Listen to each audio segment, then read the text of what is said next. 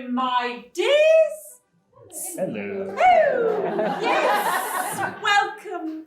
It's so nice to see you. Welcome, my friends, to my little cottage. There are so many dear old friends. Lucy, darling, how are you, beautiful chrysanthemums? I'm just fine, thank you. Oh, good. Griselda. Don't be shy now, Griselda. Griselda, you must tell the vicar how much I enjoyed his sermon on Sunday. For sure. Oh, good. Dolly, I do hope the Colonel has recovered from his cough. He's doing quite well. Oh, good. Such a horrible thing to be stricken with cough. Now, my friends, I'm sure all of you would like to say hello to me, but since there are so many of you, why don't we take care of it all together? I shall count to 3, and on the count of 3, you shall shout out all at once, well, hello, my dear. My, oh my, don't you look lovely today? Are you ready? Yes. 1, 2, 3. Oh, hello, my dear. My, oh, my, don't you look lovely today? Oh, my friends, do you really think so? Well, down to business, shall we? As all of you know, just 6 months ago, on August the 7th, 1957, our dear little village of St. Mary Mead was woefully beset by murder. Oh. Yes. And what a horrible murder it was. Will people never change? Here we are in these modern times, and the human animal is just as cruel and savage as it ever was. Well, my friends, I'm delighted to announce that at last the murder has been solved, and as is sometimes the case, your dear little friend, Miss Jane Marple, had some slight opportunity of assisting in the investigation. And having all the information now that I did not have at the time, I'm ready to tell the story. Would you like to hear it? Yes. Oh, good. Good. Then do sit back and pour yourself a cup of tea. For I find nothing goes quite so well with murder as a nice cup of tea. Now, where shall we begin? Of course, it was late in the night, and scattered here and there throughout the village were all of our story's most important characters. My dear friends, can you guess which 2 of these folks were meeting in secret that night? Just point or call out that The what lady they're in the wearing. dress in blue. The There's lady two blue in the dress in blue Blue and dress, orange shirt. orange shirt. My dear friends, can you guess where they were meeting in our village? The bakery. You're correct, at the bakery. Miss Marysworth, Yes, Farnsworth. thank you so much for coming to the bakery, Miss Marysworth. I know this is a very strange request here, for I being your servant and you meeting me here, but I could think of no other place where we could have the most privacy imaginable. But yes, I know, it is midnight, dear. Sit down. Miss Marysworth, I will, if you will pardon my boldness, for I know that next week you are to be wed to Jonathan. Yes? Miss Marysworth, I have been your house servant for the past 15 years, and I do consider you, and I hope I am not out of line by saying this, but I do consider you family, and I care about you greatly. Miss Marysworth, I must tell you that Jonathan, do not marry him. He is not right for you. Well, I think he's quite perfect for me. He's 50 years older, he has a lot of money. What could be wrong with that? Miss Marysworth, I apologize for being the one to tell you this, and I tell you it is like fire burning my throat as I say these words. But Jonathan, I saw him with another woman, having dinner. And, well, they were quite comfortable with each other. Well, I do frequently see him eat dinner. But another woman? What exactly are you saying? I saw him give her a kiss upon the cheek. Oh, that is bad. Yes. And they were holding hands. Oh, ew. He was holding her hand. Oh, Miss I don't Fraser. even do that. Oh, this is terrible. I do need to marry him, you see, before he dies. What shall I do? Quickly tell me. Miss Maresworth, I say, to hell with money. You deserve much better in your life. You should find a man who does respect you, who shows you true love. Someone who you have known for quite a long time and who has always been there for you and knows the deepest moments and knows your life routine, Miss Maresworth. My friends, can you guess what kind of servant Farnsworth is to marry Miss Maresworth? Butler. What? Chauffeur? The chauffeur. Chauffeur. You're correct. Miss Maresworth, I've been your chauffeur. Yes, you have, and I have just the idea. I know exactly who I should meet and marry. It would be Henry. And so why don't you drive me over there right now? Let's just...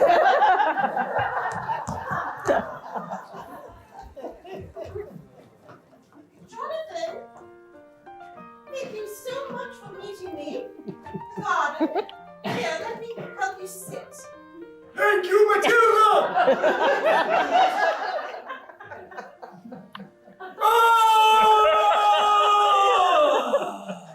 Here, let me pour you some tea.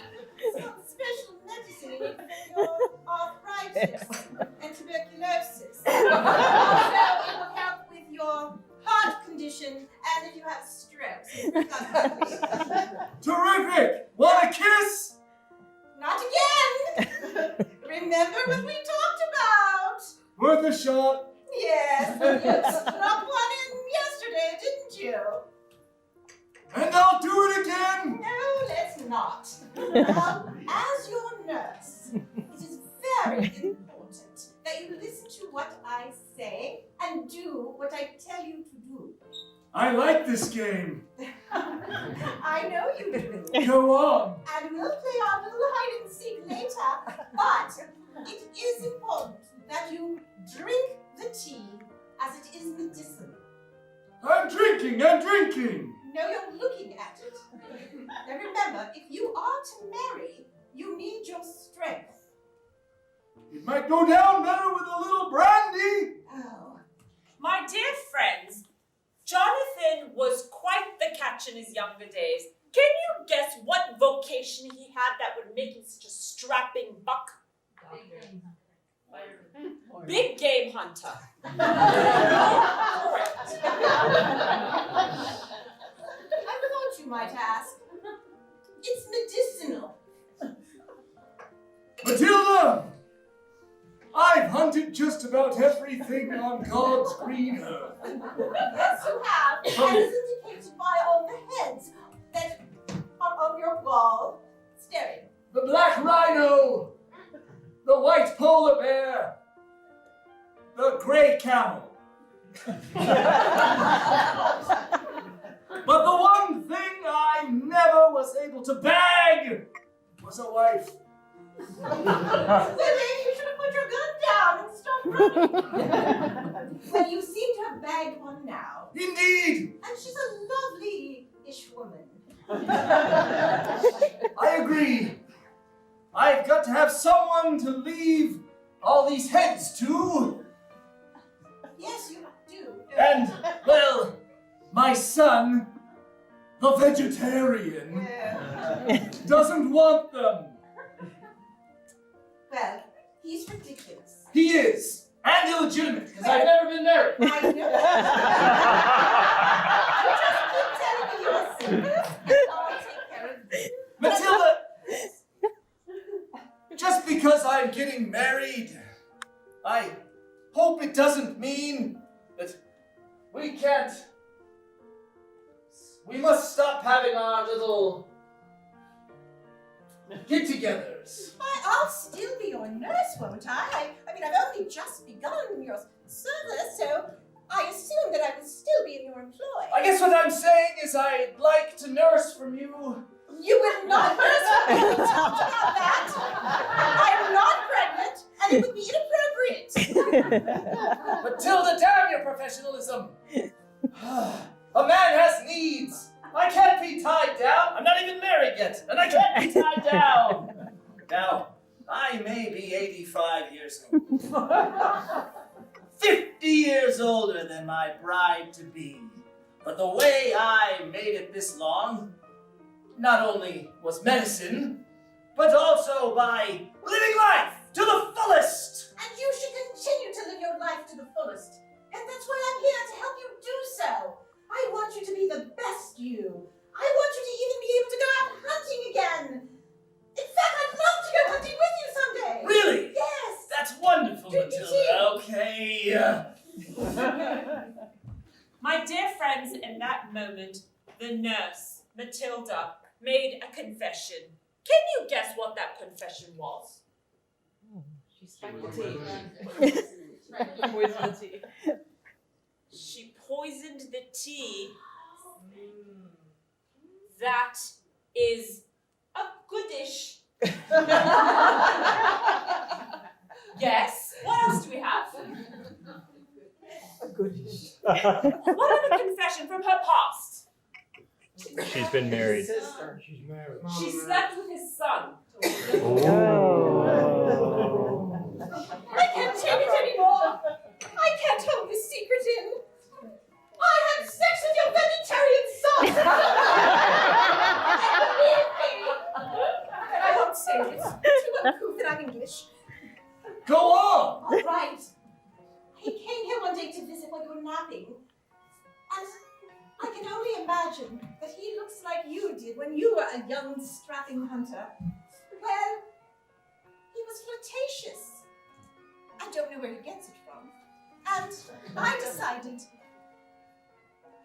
being lonely and a spinster myself, that I would agree to his proposition.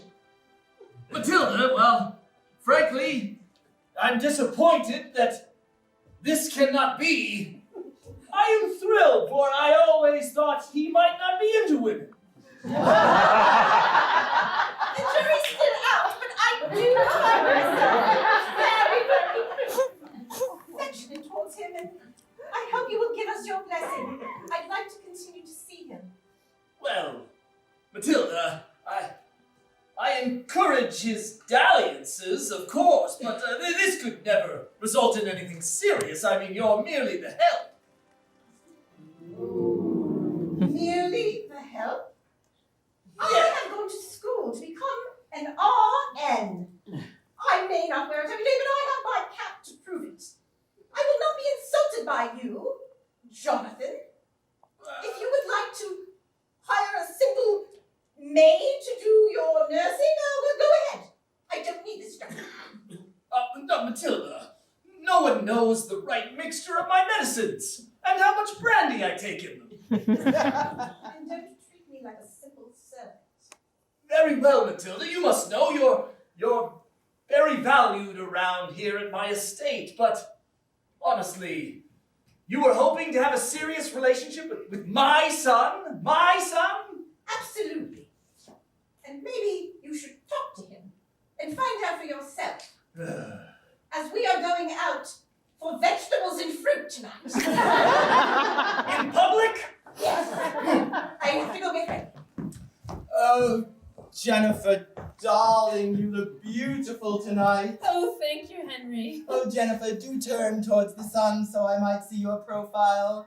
Like this? Oh, yes. Goodness, you know, sometimes I wake up here in the mansion, knowing that my father, with his wheezing and coughing and general pestilential breath, is sleeping not far away. And the only thing that gives me pleasure is knowing that you and I are to be wed. Oh, my dear. Because I am completely into women. I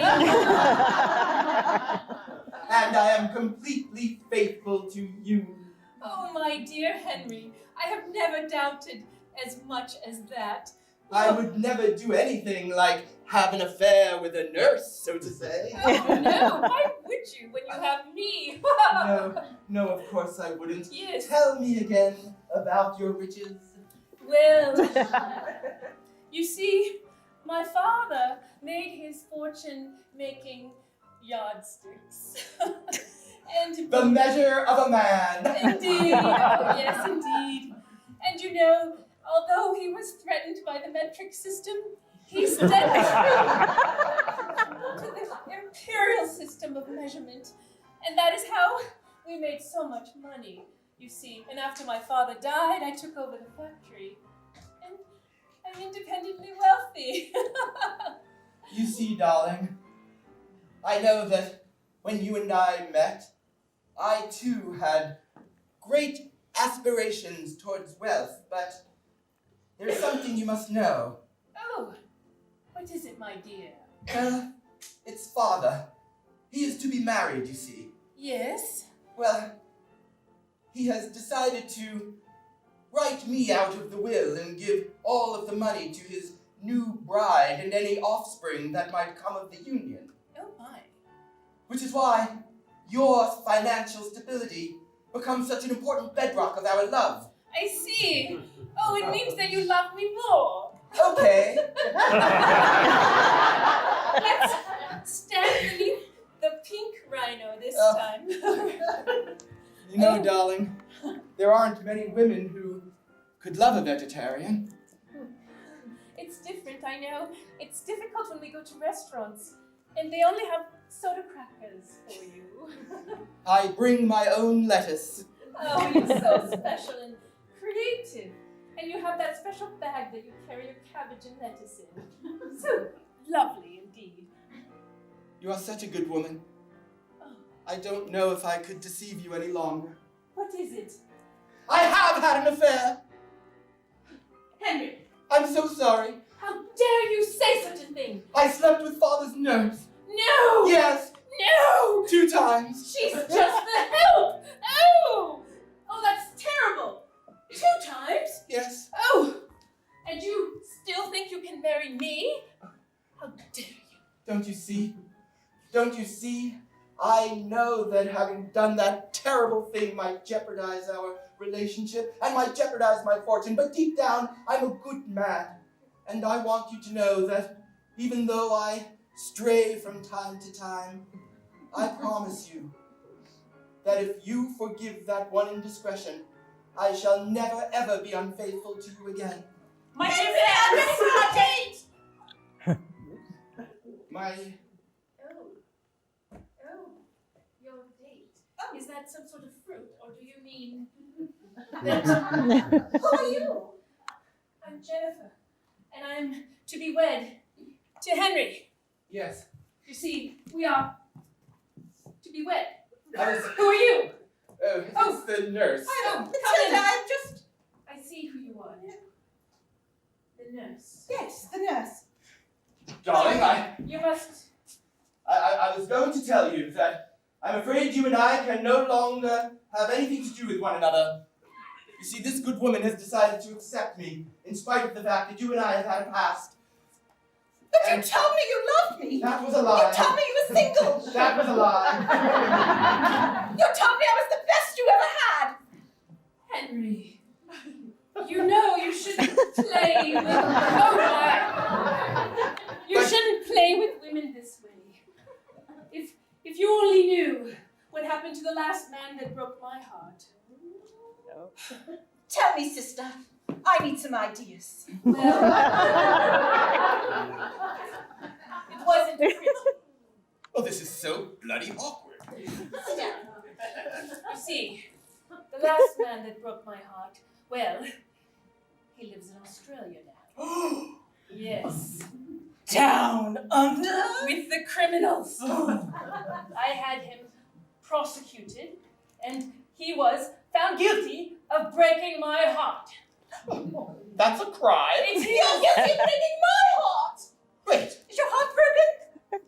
Yes. listen, please. I admit it, I've been a cad, but that is exactly why I brought you here today, to come clean and tell you the truth. And if you can accept me for who I am, then fine. And if not, then I'll go. It's true, I'm sorry. I have feelings for this woman, and I wish to marry her. And the fact that she's wealthy is an important part of that, because... well, I'm just being honest. What does her wealth have to do with anything? You're rich.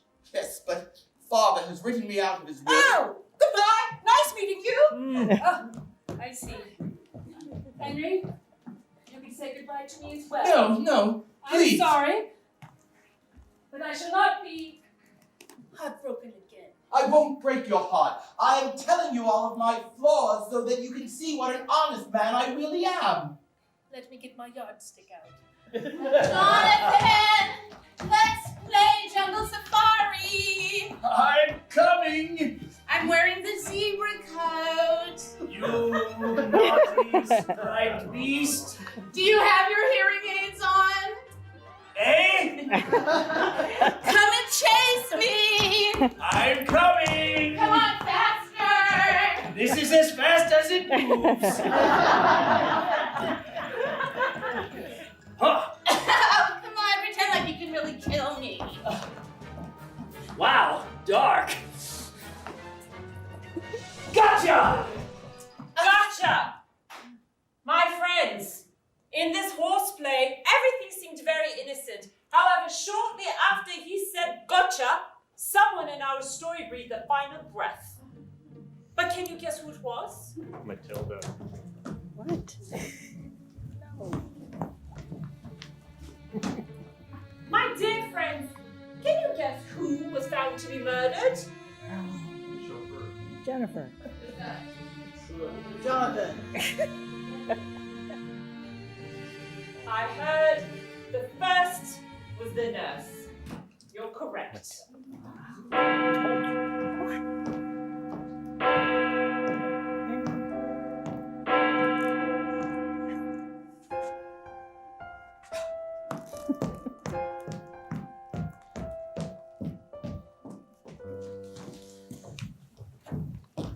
That poor nurse's body was discovered like this. Father! Henry! Father! What is all this commotion? Father, I have something terrible to tell you. What? It's your nurse. Matilda? She's dead. What? She's dead. No! Oh, it was the most horrifying thing I had ever seen in my life. There I was, coming out of the boathouse after...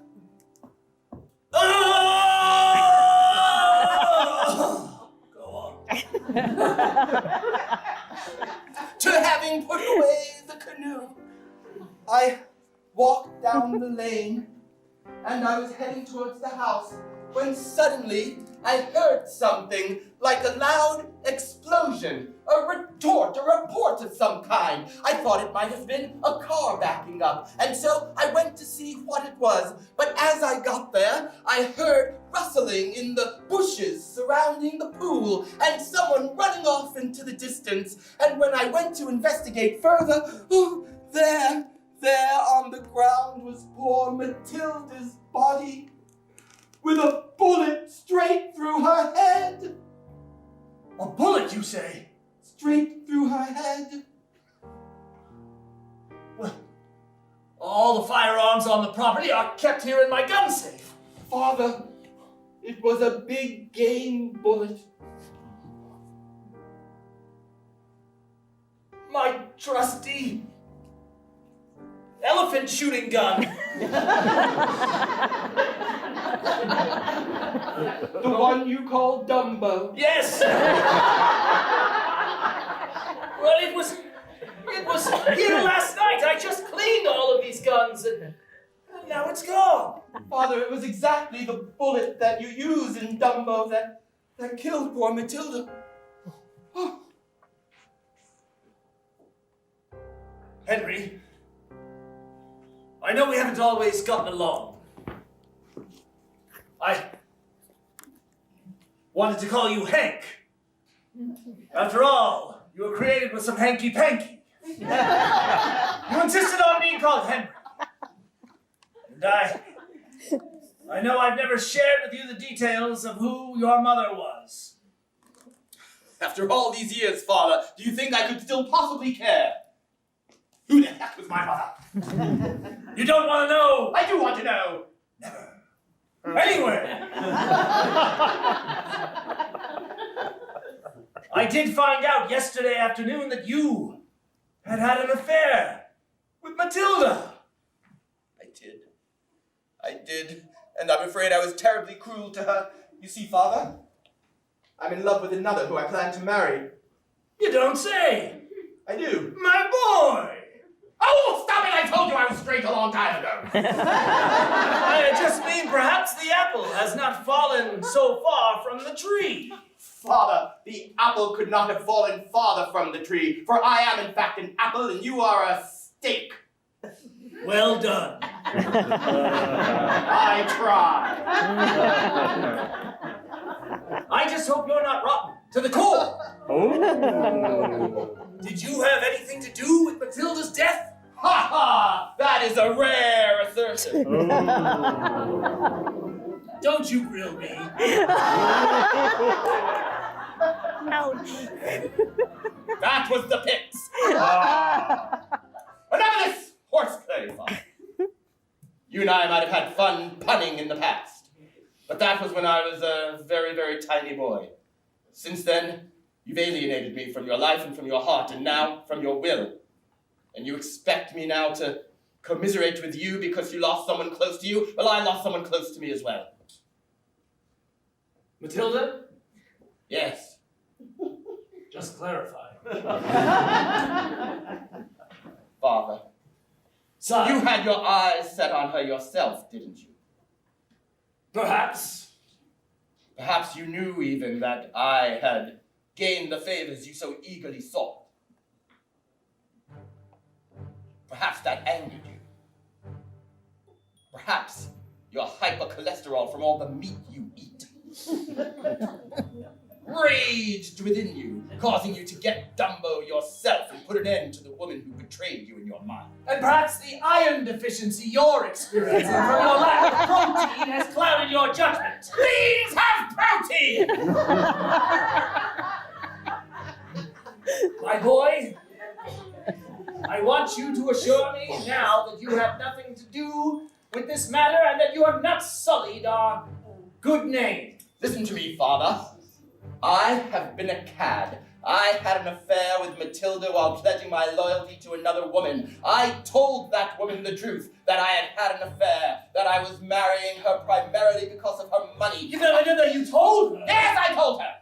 Because honesty is the best policy. And I plan on being an honest and upright man ever since this day forward.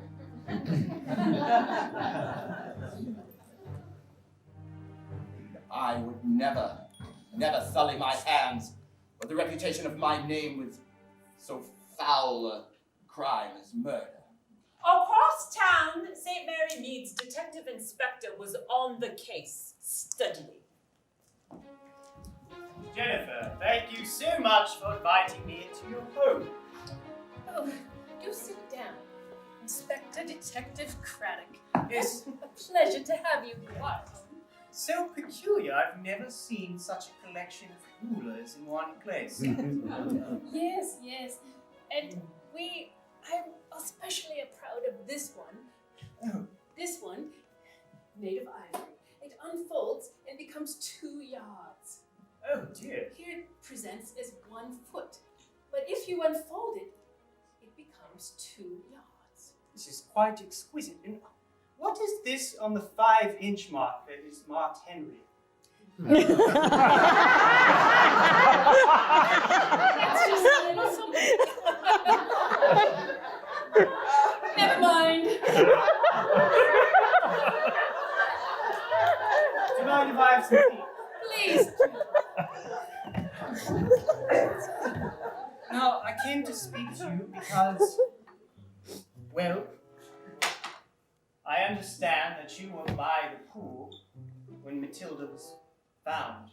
And I wanted to ask, why were you in the vicinity of that body? Well, you see, I enjoy being near large bodies of water. I like to guess at the depth, you see. Being in the measurement industry, I carry a brass ruler with me. I make a good guess, and then I drop it down, and if I'm correct, I reward myself. So I was there that day, looking to measure depth, you see. I see. Quite an interesting hobby.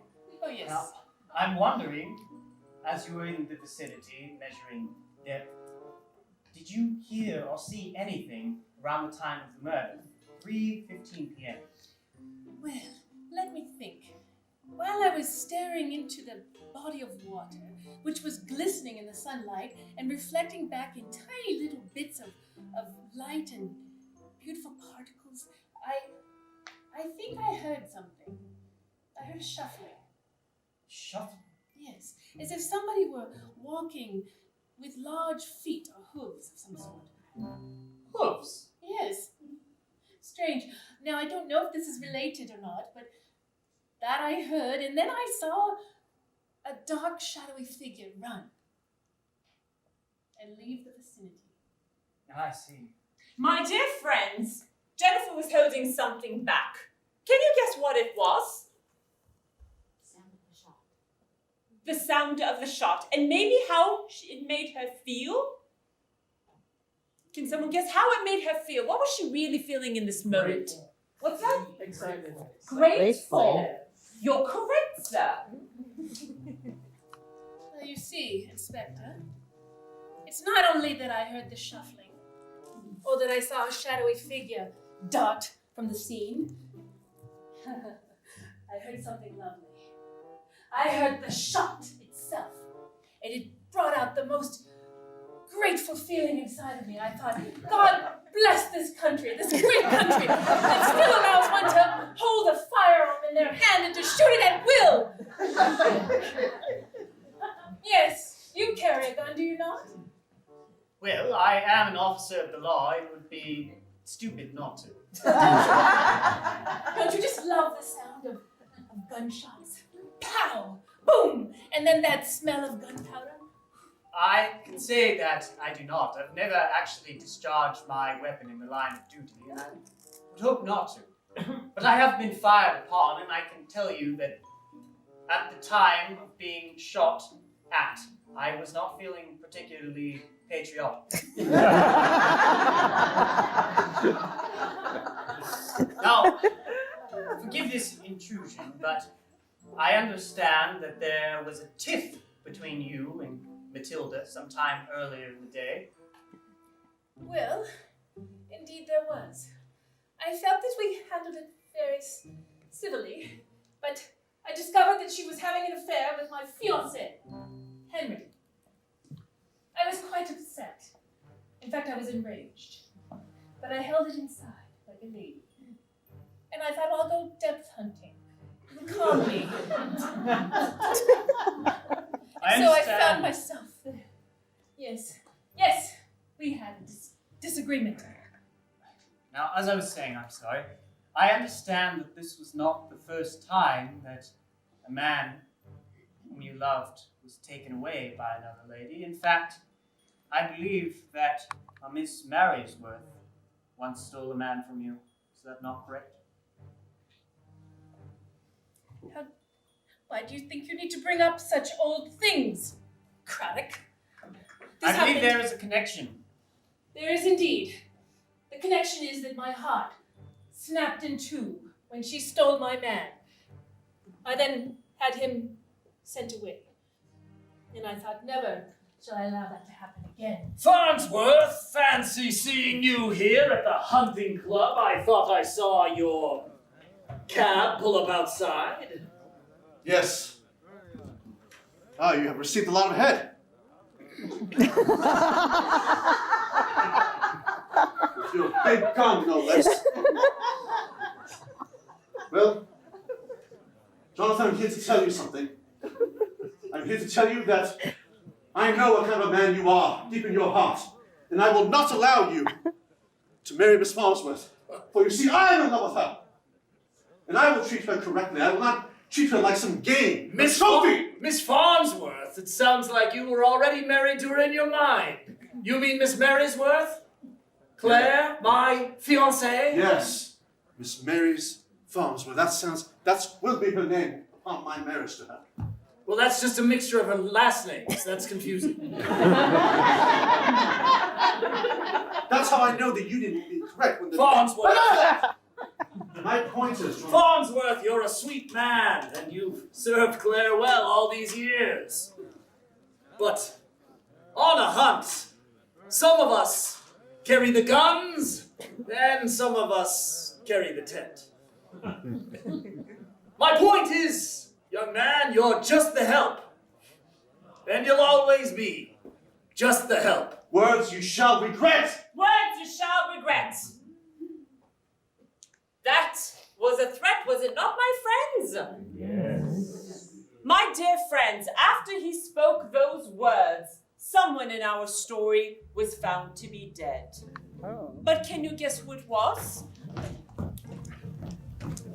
Who? Who No. in our story Okay, say Jennifer. was murdered? Jennifer. Jennifer. Vegetarian. Oh. Oh. And poor Henry's body was discovered like this. Oh, Detective Inspector! Jane! Thank you for coming. Oh, dear, it's so lovely to be in your home, but unfortunate the circumstances. It was awful. I came upon him. He was in my garden. Oh, dear, not trying to get a bite to eat, I hope. No, I keep my cabbages locked up away from him. No, he was coming over, you see, for I had invited him over to give him measurements for his suit for his wedding. He wanted it to be a surprise for his darling Jennifer. I know she has the measuring sticks, but he wanted it to be correct for her. Show him he could do it. Anyway, he was going to come over, and someone must have bludgeoned him on the head, for it was completely bashed in and red and black, with dirt all over it. It is in my garden. Who would do such a thing? That's very disturbing, Jane. I'm so sorry that you had to see that. In all my years of solving murders, it's always problematic. Excuse me for interrupting. Go ahead. I'm I'll sorry. wait. Constable Limberhorn, you made your way out here. You might as well come out. I'm so sorry, but it's important news and I thought you'd want to see it, sir. It turns out that the woman who got killed was pregnant. Oh. I thought you should know right away. I see. And by the way, you've got something on your nose. Oh. All right. Anything else, sir? No, that's quite all right. Sorry to interrupt. There! I had, of course, caught wind of that murder as well. That's quite mixed up. Jane, I know that this might be shocking with this happening on your property, no less, but I could really use your help. I know you're not an officer of the law yourself, but you've been so much help over the years. Your advice has been so... Of course I will help. Are you kidding me? This travesty happening on my property? A woman who was carrying a child also murdered? This kind of evil shall not stand. Of course I will solve the case for you. Sorry, that's not what you asked for. I will assist you in solving the case. Excuse me, so sorry to interrupt. The lady let me in. Inspector Craddock, I have the coroner's report on the gentleman who was found dead, the vegetarian? Yes, you're not going to tell me he's pregnant, are you? No. I just wanted to report back from the coroner that upon analyzing his body, he was found to have fantastic arteries free of blockage, and he was surprisingly cancer-free. That's all. I don't know how that information is relative, but I will... I think he's trying to make some kind of political statement about vegetarians. I see. Well, I don't think it will ever catch on, certainly not in England. Not there, no. My dear, yes, of course I will assist you. Come, walk me down to the lake. Oh, Jonathan, I'm so very sorry about your loss. Thank you, Claire. I thought it would be you first.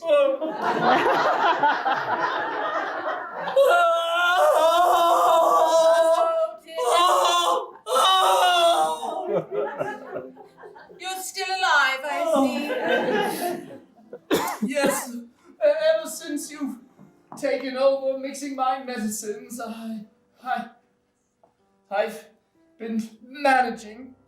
Well, this is just dreadful. It is. We're going to bury him this Saturday. He's being composted. Makes so much sense. It's what he always wanted. I regret that. Well, the last time we spoke, we fought. I mistrusted him. You see. Well, of course you did, dear. He doesn't eat meat. I never told him who his mother was. Oh, smart. She was a murderer. Oh. I only found out too late, after she was pregnant. And, well, once I found out that there were murders happening here in St. Mary's Mead, well, I feared the worst and I accused him. The last conversation we ever had, I all but called him a bad apple. Oh, darling, I'm so sorry to hear that. I'm sure that's not good for your heart, I hope. No! You know what I think would make you feel awfully good? What, Claire? We could get married immediately so I can have an affair. What? Yeah. I said so that I can put on my bear costume. Claire, Farnsworth? you cannot bury this man. I have good mind, sir, to think that you are responsible for the 2 deaths. Well, how dare you? Oh! You don't think he could kill anybody? He has no strength. Well, now, hold on. I try to find as much information about you that I can to tell you, my love, that this man is of no good for you. You see, I overheard you arguing with the nurse. I overheard you arguing with your son. You probably could not bear her rejection of you. And your son, Farnsworth. he was a vegetarian. This is all a rather poor attempt to sway Claire away from me. He wishes to marry you. Oh, that won't happen until I marry you first. Claire, my heart belongs only to you. The lady has spoken, Farnsworth. And I see that you have spoken as well. I have. Perhaps your last words. Why don't you go drive off a cliff somewhere? Why don't you go drive off a cliff somewhere? My friends, what do you think? Another murder? Yes. Not yet. My dear friends, oh, look at the time. My dear friends, why don't we all take a nice little break?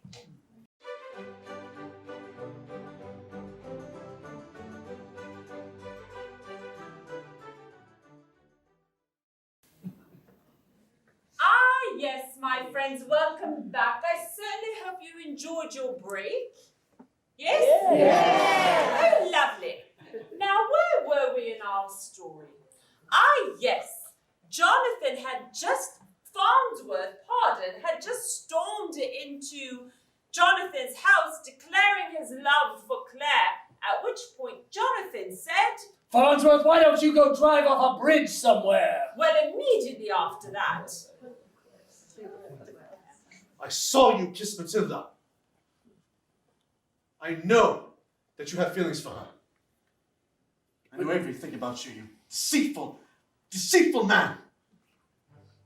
Lies, all lies. How dare you besmirch the name of a dead woman? And yet you tried to be with her, and a number of times she has denied your love. It was never meant to be. She's dead now. Yes, dead. Perhaps you should mount her head on your wall. Farnsworth. That's sick even for you. Is this who you truly love? Claire, do you believe this raving lunatic? Or you perhaps just marrying him for his money? What was that about you having an affair on me earlier? I just said it to be trendy. Yes, you see? If you truly loved him, you would not think about him in these ways. You would be with me. I will offer you happiness. I will drive us into the sunset. Claire! Where will you live? In his car? Oh, darling, Why don't we move the marriage up and get married this very evening? Yes, let's. You dare, Claire. Did you just call me a den? I said you dare not. Claire, look at me. Look at me. Look in my eyes. Tell me now. Tell me you do not want to be with me. Tell me you do not love me. I don't love you. You are way too young for me. Claire, I've loved you for the last 20 years. Since I was 65. And you were 50. Darling, I have wanted to hear those words for so long. Please make me the happiest big game hunter here in the English countryside. And marry me this very evening. I shall wear the leopard wedding dress. Wait, I want to do this right.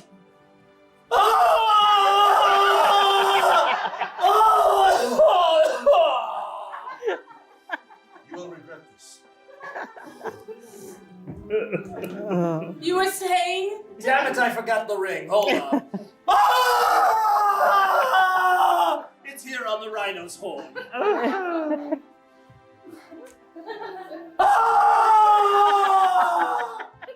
Marysworth. Please stay alive for this part. Will you marry me?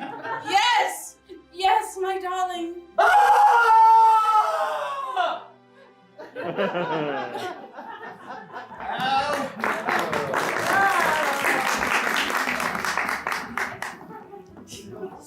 Strange lot of murders, this one, isn't it, Lisbeth? It really is. This is keeping us busy. Well, I'll say. Coffee? Yes, please. Can't turn down a cuppa. Well, you know, Lisbeth, I suppose you think it's quite a secret, but some of us on the force couldn't help but notice some special attention you've been paying to the inspector lately. All right. What about it? Oh, Come on. come now, Do you Lisbeth. think I'll have a chance with him? Well, I don't see why not. You're soft on him, aren't you? But I am. He's such a cutie pie. Well, what are you waiting for then? My right moment. Right moment. When I plan on it, I'm going to get him into the office or some sort of crime scene, maybe. That'll turn him on. And I'm going to tell him my true feelings. Lisbeth, you've harbored these feelings for him for, it must be 3 years now. Well, I'm a slow mover. I just want to make sure he really likes me. And you know, the other day when I had to tell him the bad news about the first murder that happened this week, Yes. I gave him a little on the nose. Did you? And I could swear his eyes started to glisten. I think he likes me back.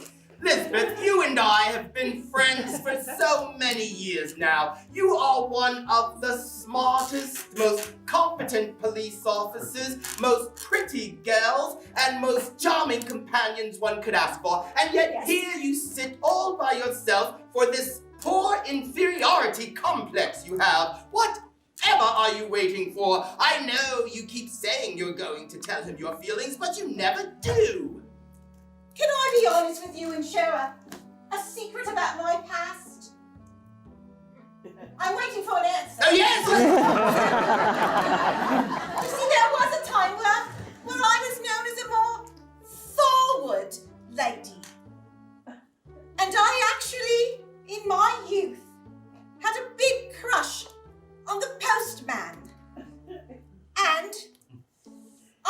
told him so, and we actually went out.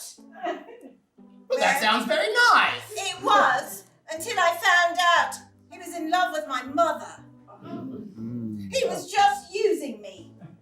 Well, I'll tell you, since then I haven't had it in me to be rejected again. But my mother's dead now, so I figure, well, go live. What do you think? I think that Inspector Craddock would be a fool to reject you, and I think you ought to brush off that uniform of yours, march right into that office of his, and tell him exactly how you feel, Lisbeth. I'm going to do it. Are you? Thank you, you're the best friend. You can stop hugging me now.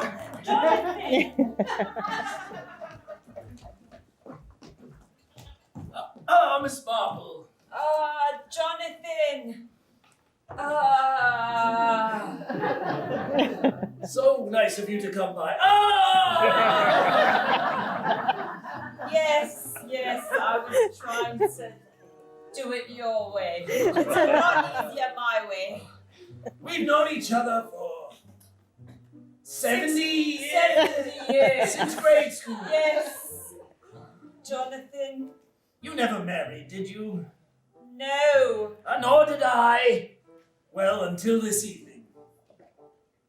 You married this evening? I'm getting married this evening. Oh. I'm marrying Claire. Well, I know, she's a little young for me, but... Indeed. Well, it's time to settle down. Jonathan, those are words I wish you had said 60 years ago.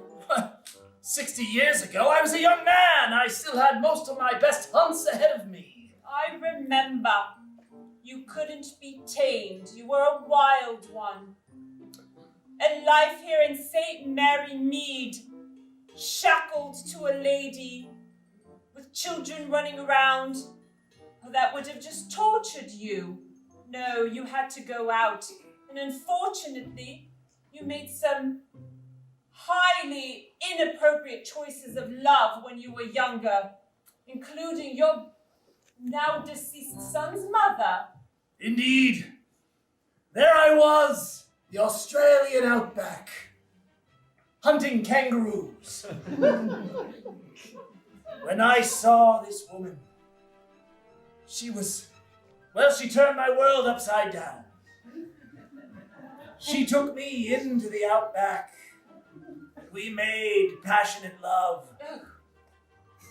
You know, when you make love in the southern hemisphere, well, perhaps I've said too much. Yes! It was only after that I learned that she was in Australia because she was a convicted felon. A murderer. I stayed around just long enough for my son, little Hanky Panky, to be born. And then I hightailed it out of there. But what a disappointment he was for you. Well, the boy was nothing like me. He never wanted to hunt. He never wanted to enjoy the spoils of life. He was soft. Yes. But maybe that's because I sheltered him.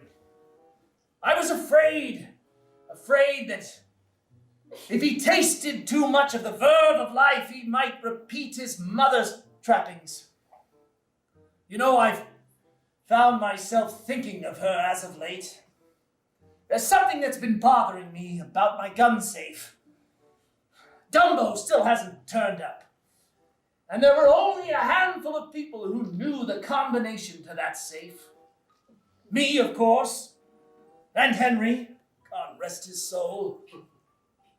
And, well, Claire, my fiancée. Yes. Claire! So glad to catch you. Oh, why, your home looks lovely. Oh, the wedding preparations are going swimmingly. Yes, Jonathan is napping before we get married, so he'll wake up in 5 or 6 hours. Do sit down. Well, I was hoping we could meet in the garden, but here is just as well. We can meet there if you like. It's lovely out today. Oh, if it's not too much trouble, Oh, it's all the please, way. let's. Oh, no, come on. I do need a bit of sunshine. It's been so gray.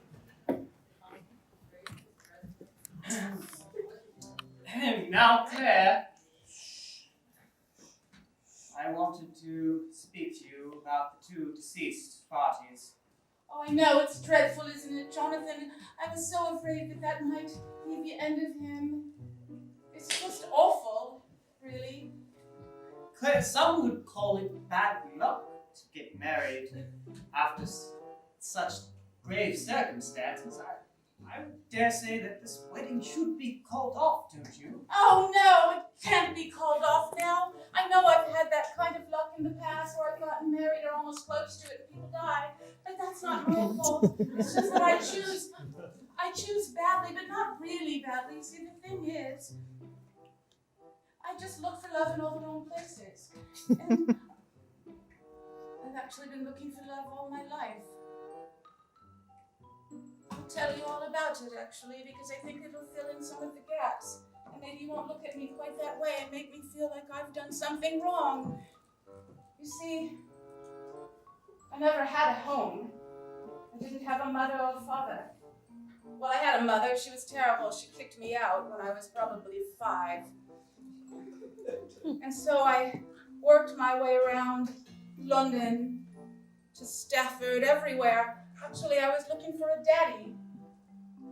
And then I would fall in love with men who were 20 years older than me and sometimes 30, but it doesn't really matter. I love them all. But then one day, I decided I would go on a safari because, you know, I learned that I liked men with big guns and I hadn't seen one in a while. And then all of a sudden, there was Jonathan with the most enormous gun I had ever laid my eyes on. Oh my goodness! What? That's quite enough. I get the picture. Oh, but you see, in that moment, I fell in love. I truly fell in love with him. And we have fun. That's the whole point. I'm having fun. Everybody I've met before that I never had fun with, I get to play with him. And I want to play with him as long as he's alive. Don't you know that? Claire, can I ask you something? I have heard talk all around town that you've been making mentions of only marrying Mr. Jonathan because of his wealth. And now you're giving me this bullock story that you're truly in love with him. So is it the wealth or the love? People aren't going to believe me if I say I love him for his gun. I love him for who he is. And the money's just a side benefit. That's all. I understand. I do. Look at me. He's beautiful. He's tall and he's handsome. He's funny. And I love to run around with him and play. And we play big game hunter. And oh, it's so fun when he likes to shoot me. Can I tell you what we do next? Only if it's pertinent to the case. Oh. Well, it could be. It could be about his gun. Please elaborate. Well. Well, we've been playing lately. And the strangest thing is that when I asked him to get his big gun out, he lost it. He was quite upset. He went to the combination, and I told him exactly what it was. He was kind of forgetful. And when he opened it, it was gone. Gone. And I thought he was going to have a heart attack right there. That's his favorite gun. You're referring to the one that he calls Dumbo? Yes, Dumbo. You're sure that you have no clue what could have happened to that weapon? I've been racking my brain about it. I just don't know. Oh, but you know what? What? I heard that there was somebody in town that I don't trust at all, and I have not laid eyes on her yet, but Jennifer. Yes, Jennifer. You mean to tell me that you believe that Jennifer broke into this home, broke into that safe, which it seems you only know the code to? It's totally like her. She can figure out a code. That's what she does. She's a mathematician. All she has to do is figure out the odds, work it out, and then it's done. Of course she knows how to open a code safe. Of course. I appreciate you making some time for me, sir. Of course, officer. Oh, those are some drastically beautiful decorations you have on the walls there. Do you want to touch them? No. Well, how is the case coming? I'm very eager to have my son's murder avenged. I'm sure you are, sir. As a matter of fact, I've come in order to share some information with you that I think you might find interesting. As it turns out, the gun, Dumbo, has been discovered. You don't say. I say. Do tell. I shall. Post haste. Et tu, brute. You see,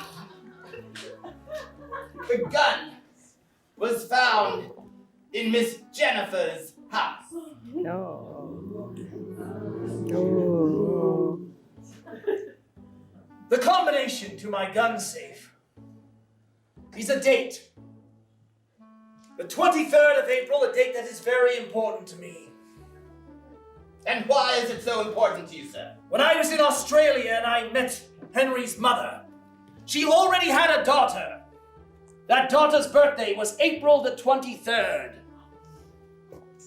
That girl could hunt like no other, and I strongly considered staying in Australia and raising her as my own. You should have seen the way she grilled and ate meat.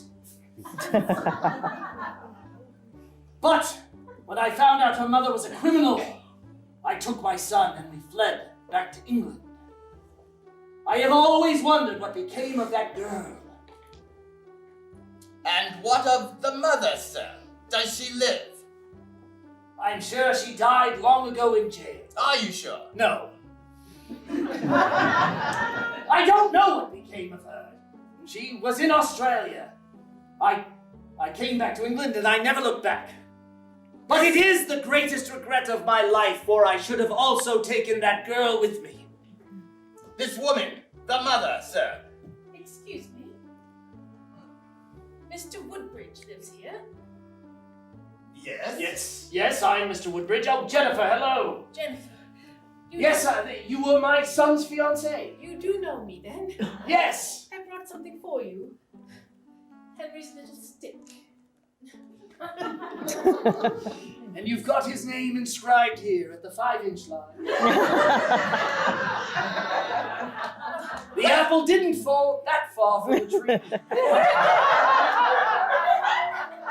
To say how much I miss him and how sorry I am that he's gone. Jennifer. As a matter of fact, it's a nice coincidence that you're here, Jennifer. Perhaps the news hasn't quite reached you yet, but the murder weapon has been discovered. The gun, Dumbo, has been discovered. Indeed? Is that so? In your house. Oh, no, not possible. Oh, very possible. Oh, no. You call this Dumbo? No. You might as well stop denying it.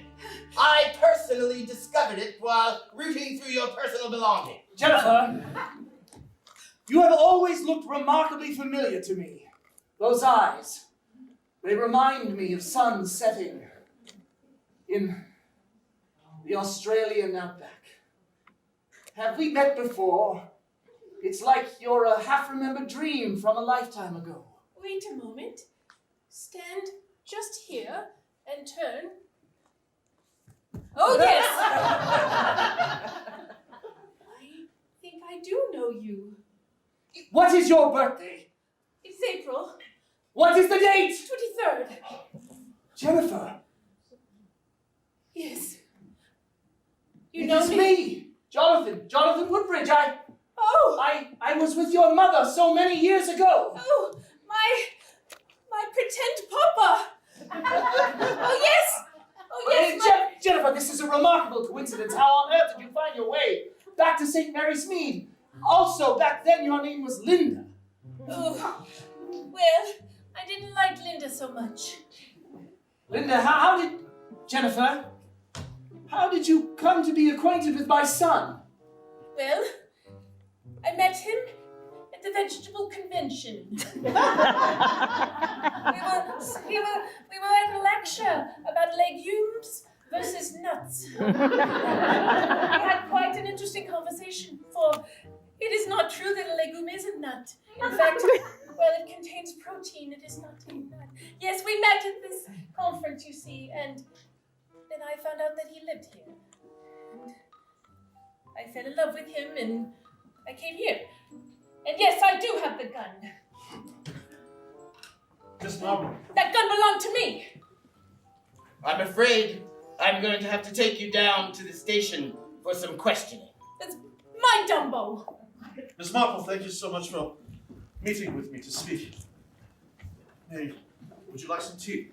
For Farnsworth, no, that's quite all right, thank you. I know that you are assisting with the case, yes? I am. I have suspicions, strong suspicions, that Jonathan is the one who murdered Matilda. Jonathan? Yes. I know that Matilda, I know that Jonathan was making passes at her. But what? That's not sufficient for murder? He is a man that is quite trigger happy. And a man like him, who gets rejected, perhaps might not handle rejection very well. She was with child. Yes. Could it have been Jonathan's? No, it was mine.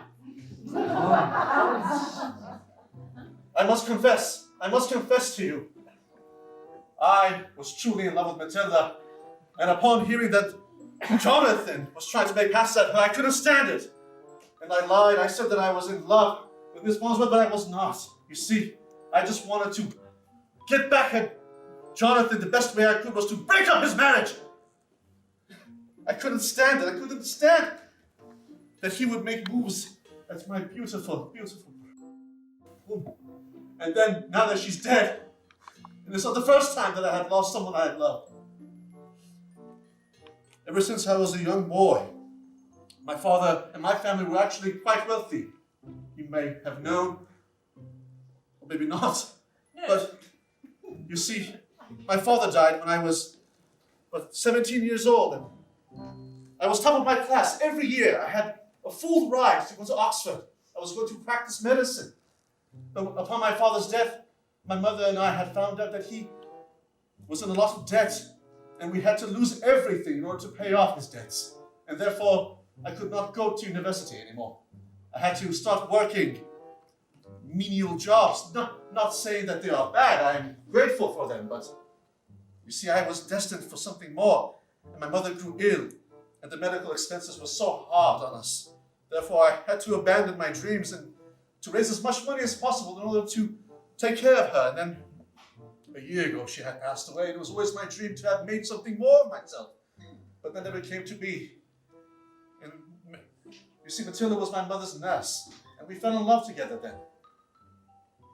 Farnsworth, you've seen great tragedy, and in fact, I would think that kind of background would create some bitterness in someone.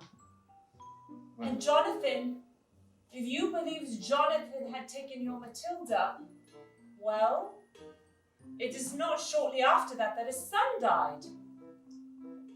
Yes, I know.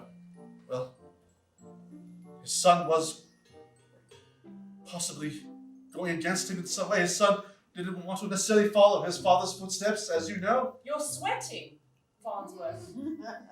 Yes, Yes. I'm quite upset regarding Matilda's death. Times have been quite difficult for me. And now, I seem to have nothing left anymore. Nothing. A man with nothing left would go to any measure. He has nothing left? Thunderhorn, what are you doing in my office? Yes, sir. I was just trying to find out if there was anything you needed. Sorry, my hat's not on right now. Oh, come now. I've been an inspector for many years. I can tell that's not why you're in here. Out with it. I'm very busy, you know. Oh, I'm so sorry. Detective Inspector? Or may I call you Dermott? You can call me Elizabeth. Off hours, I might call you that, Elizabeth. Surely you must know, Dermott, that I have been in love with you for years, and I can't contain it anymore. Oh. That cute little nose, those broad shoulders, those, can I say, sexy frames.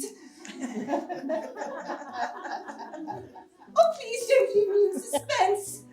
Do you share any feelings for me? Elizabeth,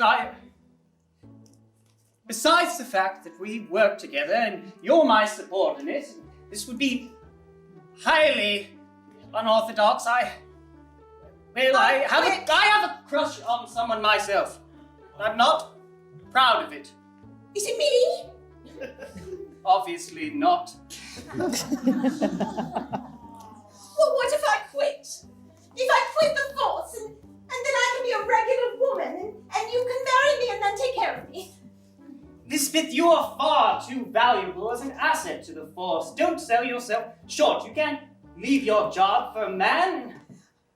But I really love you. Well, I'm afraid that won't change anything. You see, Who do you have a crush on? It's very embarrassing. You see, since I was a young boy, my godfather, Sir Henry Blithering, of Scotland Yard, he knew a lot of people, and he would take me as a young child out with him on cases, and there was a woman who would help him. She was very intelligent, and she was of the ripe age of 65, but no! Her name was Jane Marple. And obviously it could never happen because now she's an old woman! She's a beautiful woman nonetheless, but she can't bear you children like I could and want to suffer you. Please, let me have a little detective inspector. A brilliant man like you or a brilliant woman like me. you know, you do have a lot of the same qualities as Miss Marple. I'm practically a mini Marple. Yes, well, I always enjoyed how sometimes she would treat me like a little boy. She sometimes would touch my nose because I often had schmutz in. Well, I don't know. Sometimes I appreciate being babied. Baby, I'd love to. Once she even called me Dermy. Dermy, oh, Dermy, that's wonderful. Dermy. Oh, and I suppose you like a shoulder massage too? Let's just relax, yeah?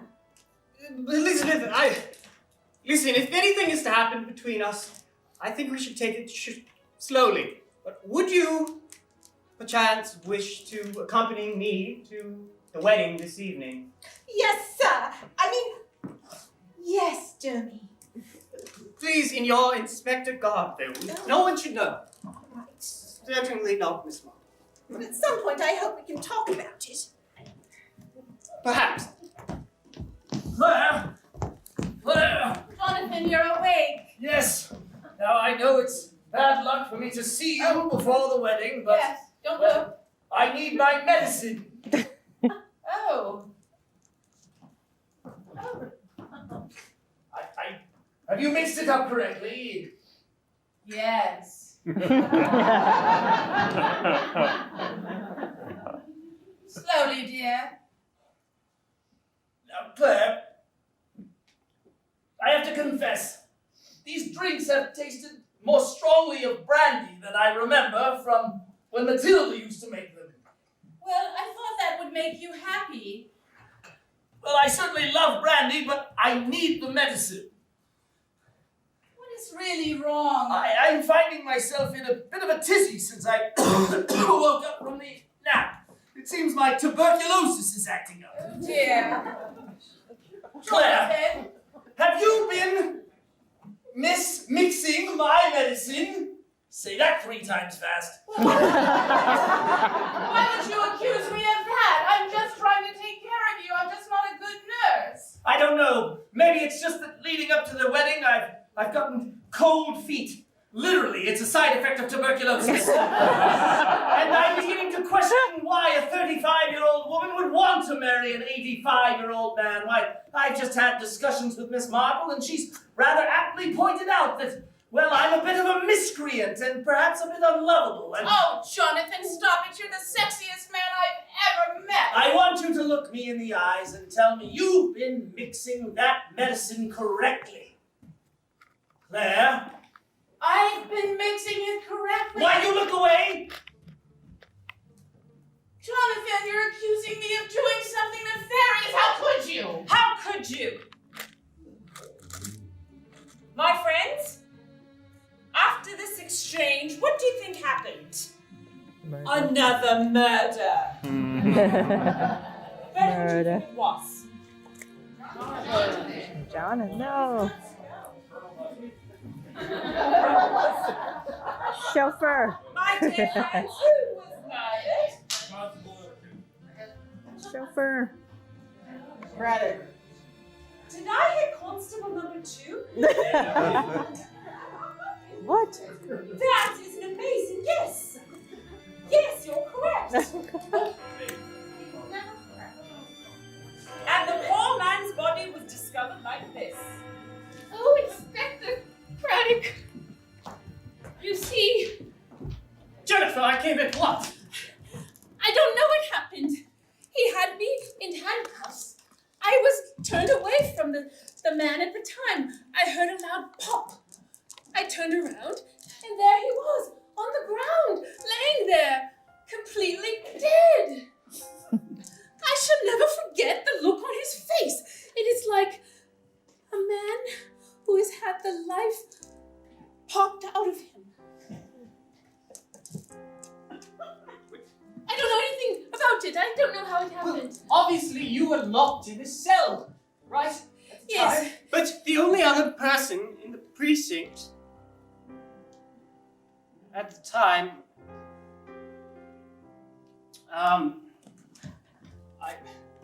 dear, it couldn't have been Thunderhorn. Liz, was Lisbeth here? Did you see her? I saw another officer. Indeed, I did. Another Bobby. Woman, blonde hair. Oh, rather yes. Cute, maybe motherly. Oh, yes, she was quite lovely. Very lovely indeed. She was there. I need to speak with Miss Marple. I'm sorry, Jennifer. Am I free to go? Yes, for the time being, but I Thank might you. need you later. Oh, thank you very much. Jane! Jane, are you home? Is that you, Dermy?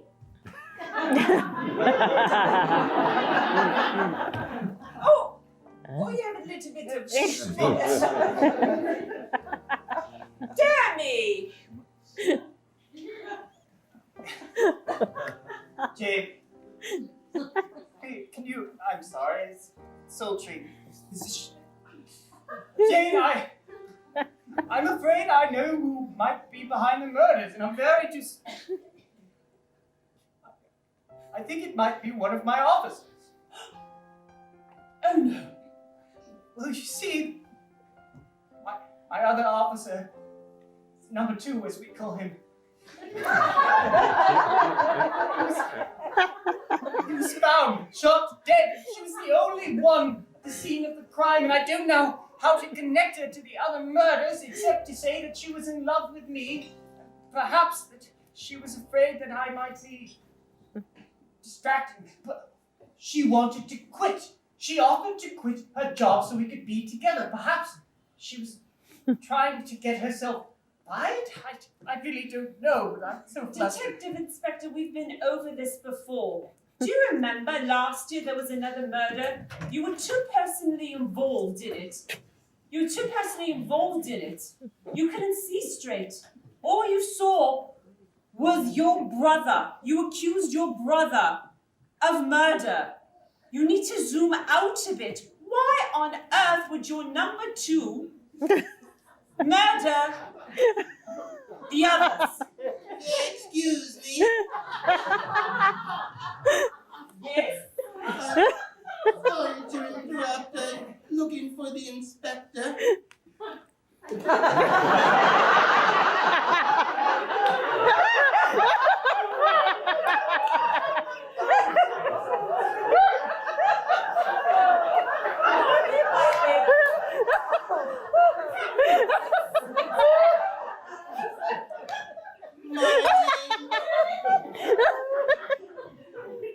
My name is Penelope number 2.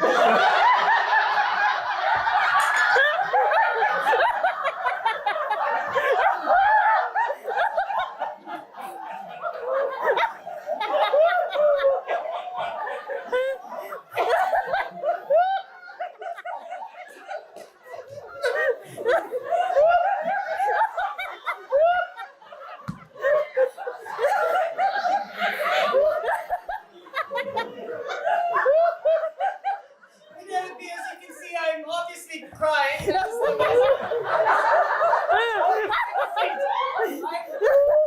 terribly sorry about your son.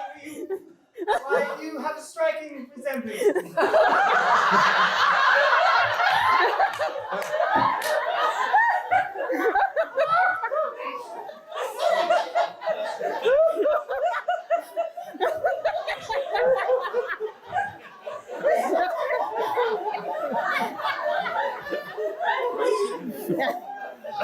He spoke of you often.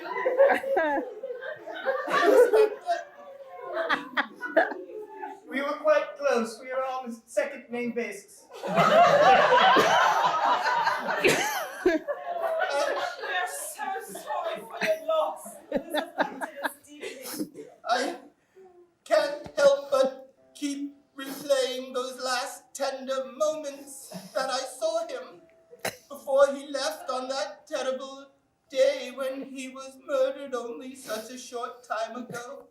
He was sitting there at the table, and I said, as I so often do, "Eat a piece of meat, you priss!"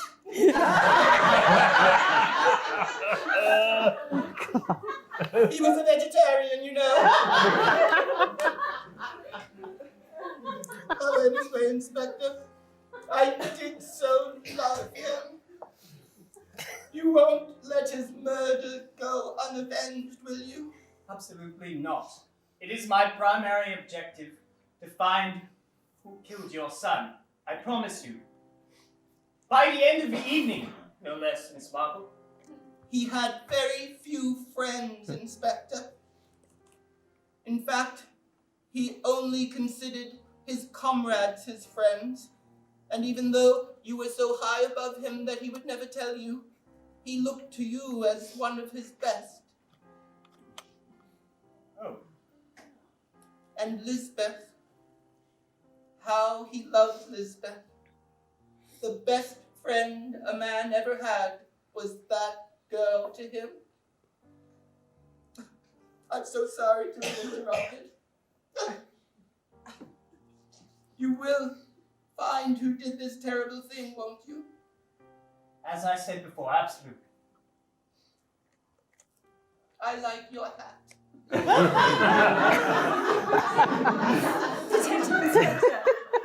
Jane. I'm so sorry for this last situation. I believe I can explain it. I can explain it all. You see, I had been doing some digging myself, and I believe I know who's responsible for all of them. Come with me.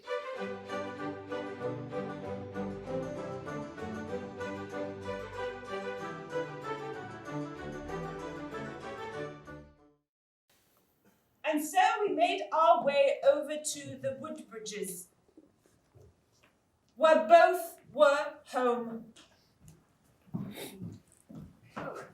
Jonathan, we have company. Yes, come in. May Yes. I? Where's your chauffeur? Farnsworth! We are so sorry to interrupt you minutes before your wedding is set to happen. Yes. But you see, There's been a bit of a crack in the case. Indeed. Yes. Tell me. I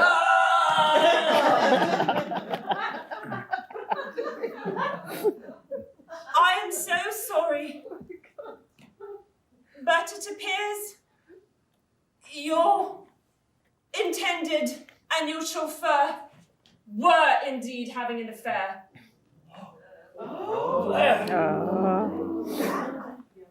Farnsworth. It's true. It is all true. And they were working together to get you and everyone else out of the way. You see, Matilda was carrying your son's child. I went over to the doctor. The doctor had seen her, and he had traced it back, and she had admitted to him that it was Henry's child. They must have gotten wind of that, and they wanted you out of the way. You've been feeling cold, haven't you? Yes. You've been feeling ill. Yes. More than normal. Palpitations. Exactly. After they got rid of Matilda and your grandchild, they got rid of your son.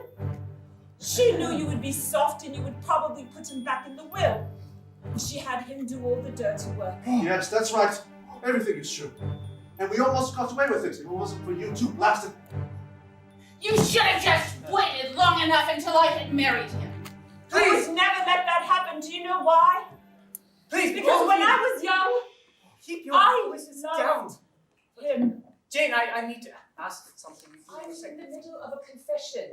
I need to say something that all of these guests outside are witnessing it and are being very rude, interrupting your confession. So I'd ask that they all please quiet down. I will close the window. I would never. Close that one over there.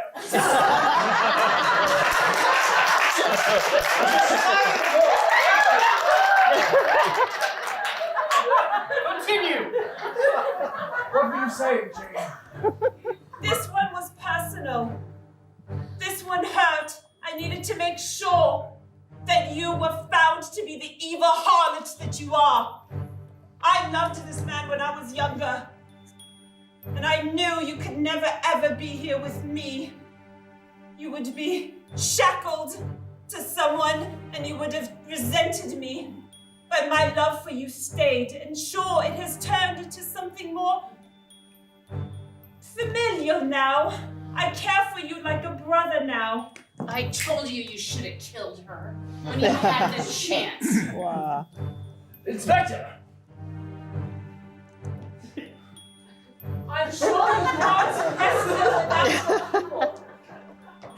Sorry I'm late, sir. Elizabeth, Yes. I believe you have something to admit, do you not? Why did you do away with number 2? Yeah. He was coming between you. I know. I told him of my love for Dermy. And he was supportive. He was supportive until he wasn't. Until he explained his love for me. And he said, you'll be with the inspector over my dead body. So you made sure it was dead. I said, okay.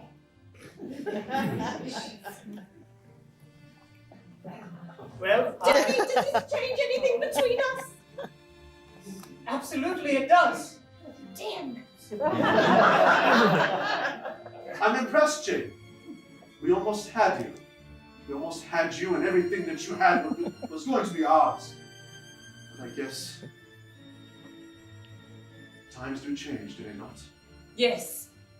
Please get this foul riffraff out of my home. Post haste. Excuse me.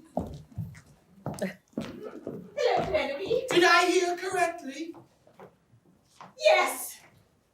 I killed your son. I'm sorry. It was love. It took over me, and I don't like that look, Penelope. I don't like that look at all. It's the same look you Get over! Get over! I can't see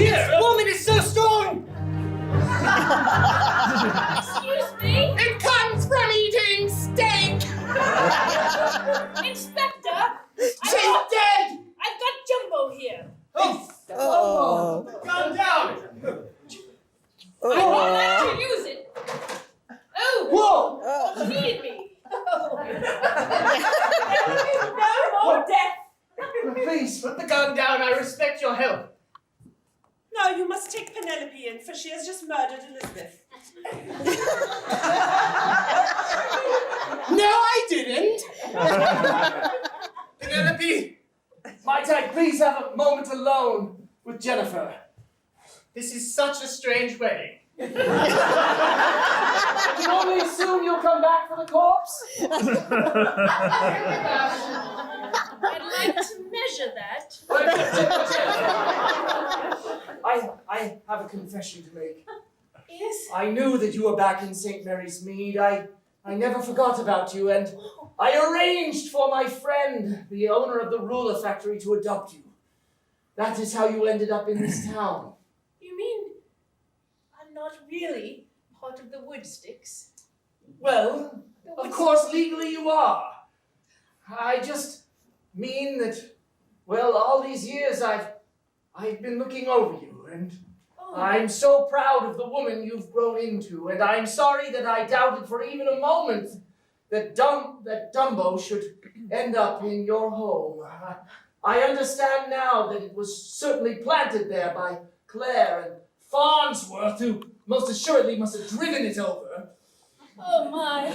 But I must ask, your mother, is she still alive? Is there any chance your Australian mother has survived? Well, I would only hope so. She is truly the only woman I've ever truly loved. If she's here today, I'm sure she would love you back. Do you think I'm so unable to overlook her past misdeeds? And now I realize that I've lived a life of past misdeeds. And come in. Hello?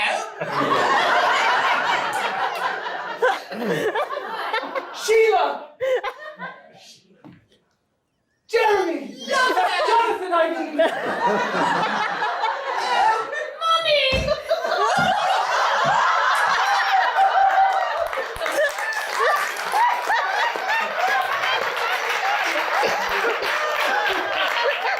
My dear friends,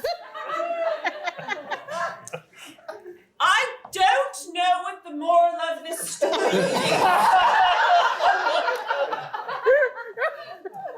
But it has been zany, and it has been a pleasure to have you in my home and to recount it to you all. Thank you, and that is the end.